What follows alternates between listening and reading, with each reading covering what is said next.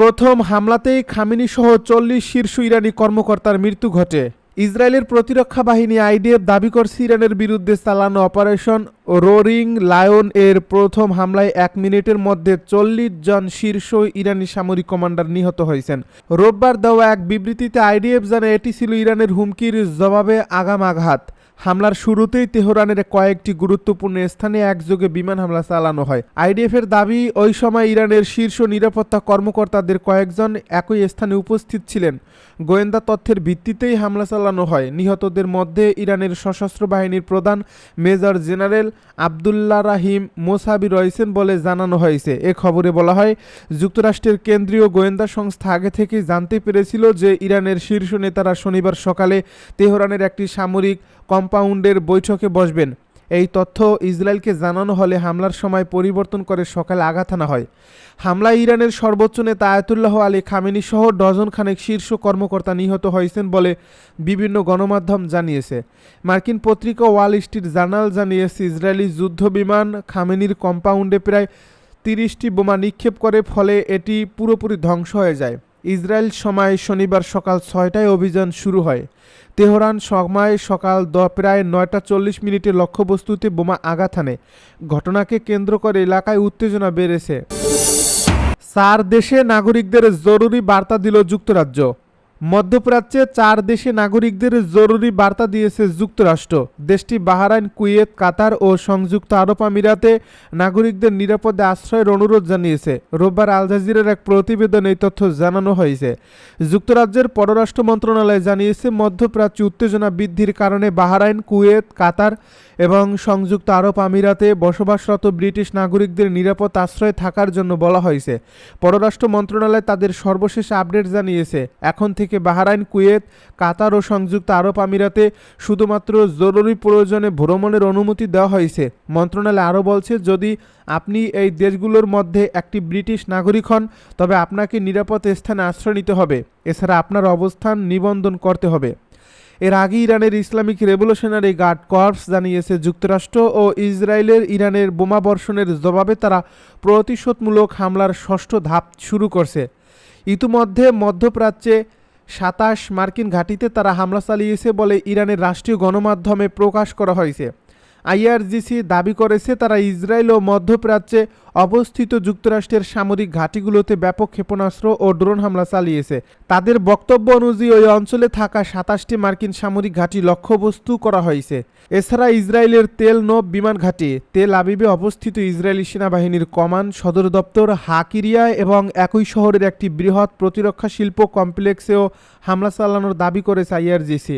সংস্থাটি আরও বলছে, ইরানি বাহিনী ধাপে ধাপে আরও ভিন্ন ও কঠোর প্রতিশোধমূলক পদক্ষেপ নেবে, যা তাদের ভাষা হবে পরপর আঘাত।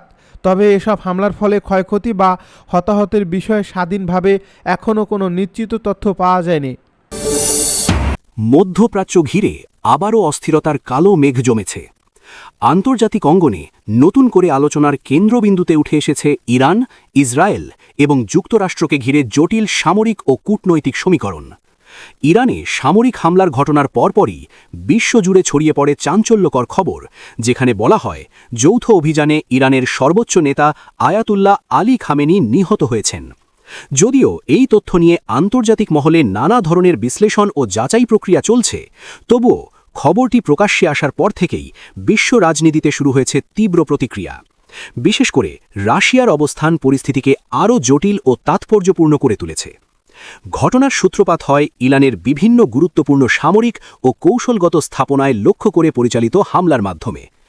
আন্তর্জাতিক গণমাধ্যমগুলো জানায়, নির্দিষ্ট লক্ষ্যবস্তুতে আঘাত হানার জন্য অত্যাধুনিক অস্ত্র ও প্রযুক্তি ব্যবহার করা হয়। হামলার প্রকৃতি এবং বিস্তৃতি নিয়ে এখনও বিস্তারিত তথ্য প্রকাশ না হলেও আঞ্চলিক সূত্রগুলো বলছে, এটি ছিল অত্যন্ত পরিকল্পিত এবং সমন্বিত অভিযান। হামলার পরপরই ইরানের অভ্যন্তরে নিরাপত্তা জোরদার করা হয় এবং দেশটির সামরিক বাহিনী সর্বোচ্চ সতর্কাবস্থায় চলে যায়। পরিস্থিতি দ্রুত উত্তপ্ত হয়ে ওঠে যখন বিভিন্ন মাধ্যমে দাবি করা হয় যে অভিযানে ইরানের সর্বোচ্চ নেতা আয়াতুল্লাহ আলী খামেনি প্রাণ হারিয়েছেন। এই খবরে মধ্যপ্রাচ্য জুড়ে উদ্বেগ ছড়িয়ে পড়ে, কারণ খামেনি শুধু ইরানের রাজনৈতিক নেতা নন, তিনি দেশটির ধর্মীয় ও কৌশলগত দিক নির্দেশনারও মূল কেন্দ্র। তার অনুপস্থিতি ইরানের অভ্যন্তরীণ রাজনীতিতে বড় ধরনের পরিবর্তনের সূচনা করতে পারে বলে আশঙ্কা করছেন বিশ্লেষকরা। একই সঙ্গে আঞ্চলিক শক্তির ভারসাম্য বদলে যেতে পারে বলে মনে করা হচ্ছে। এই ঘটনার পরপরই প্রতিক্রিয়া জানায় রাশিয়া। দেশটির রাষ্ট্রীয় বার্তা সংস্থা টাসের বরাতে জানা যায়, প্রেসিডেন্ট ভ্লাদিমির পুতিন খামেনির হত্যাকাণ্ডকে আন্তর্জাতিক আইন ও মানবিক নীতির গুরুতর লঙ্ঘন হিসেবে উল্লেখ করেছেন। তিনি বলেন, এ ধরনের পদক্ষেপ আন্তর্জাতিক নিয়মনীতি ও সার্বভৌমত্বের মৌলিক ধারণাকে অগ্রাহ্য করে। পুতিনের ভাষায় এটি এমন একটি ঘটনা যা বৈশ্বিক স্থিতিশীলতার জন্য বিপজ্জনক দৃষ্টান্ত স্থাপন করতে পারে। তিনি আরও বলেন, খামেনি ছিলেন একজন প্রভাবশালী রাষ্ট্রনায়ক, যিনি দীর্ঘ সময় ধরে নিজের দেশের নীতি নির্ধারণে গুরুত্বপূর্ণ ভূমিকা পালন করেছেন। বিশ্লেষকরা মনে করছেন, রাশিয়ার এমন তীব্র প্রতিক্রিয়ার পেছনে রয়েছে মস্কো ও তেহরানের দীর্ঘদিনের ঘনিষ্ঠ সম্পর্ক।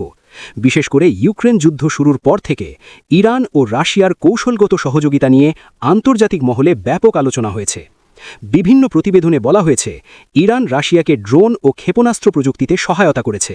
পাশাপাশি রাশিয়ার ভেতরে ড্রোন উৎপাদন ক্ষমতা বৃদ্ধিতেও তেহরানের সহযোগিতা ছিল বলে ধারণা করা হয়। ফলে খামেনির মৃত্যু শুধু একটি রাজনৈতিক শূন্যতা নয়, বরং রাশিয়ার দৃষ্টিতে এটি একটি গুরুত্বপূর্ণ কৌশলগত অংশীদার হারানোর ইঙ্গিত হিসেবেও দেখা হচ্ছে। রাশিয়ার পররাষ্ট্র মন্ত্রণালয়ও পৃথক বিবৃতিতে ইরানের উপর যুক্তরাষ্ট্র ও ইসরায়েলের হামলার তীব্র নিন্দা জানায়। তারা এই পদক্ষেপকে বেপরোয়া সামরিক আগ্রাসন হিসেবে বর্ণনা করে এবং সতর্ক করে দেয় যে এ ধরনের ঘটনা আঞ্চলিক স্থিতিশীলতাকে মারাত্মকভাবে বিপন্ন করতে পারে। মস্কোর মতে, কূটনৈতিক পথ এড়িয়ে সরাসরি সামরিক সমাধানের চেষ্টা দীর্ঘমেয়াদে আরও বড় সংঘাতের জন্ম দিতে পারে। রাশিয়া আন্তর্জাতিক সম্প্রদায়কে সংযম প্রদর্শনের আহ্বান জানিয়েছে।